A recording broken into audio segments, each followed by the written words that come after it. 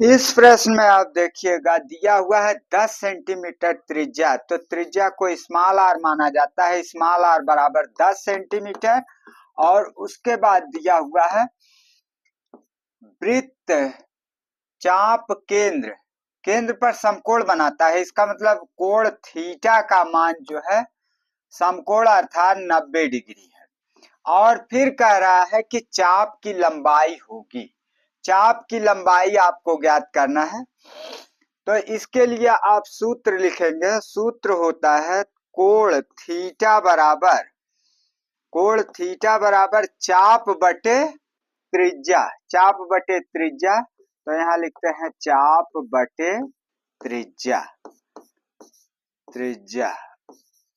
तो चाप बटे त्रिज्या अर्थात कोण ही लिख देते हैं यहाँ पर भी। कोण बराबर चाप बटे त्रिज्या। तो कोण बराबर चाप बटे त्रिज्या। अब हमको निकालना है चाप की लंबाई। तो त्रिज्या का इधर गुणा कर दीजिए तो यह हो जाएगा कोण गुणे त्रिज्या। कोण गुणे त्रिज्या बराबर जो है चाप।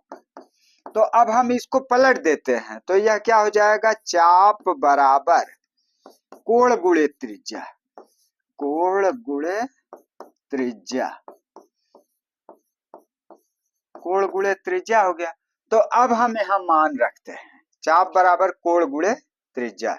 तो यहाँ इसका मतलब चाप बराबर कोण गुणे त्रिज्या। तो कोण का मान यहाँ 90 डिग्री है तो यहाँ लिखेंगे 90 डिग्री।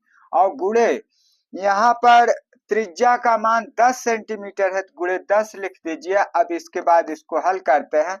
90 को हम π/2 लिख सकते हैं क्योंकि पाई बराबर 180 डिग्री होता है।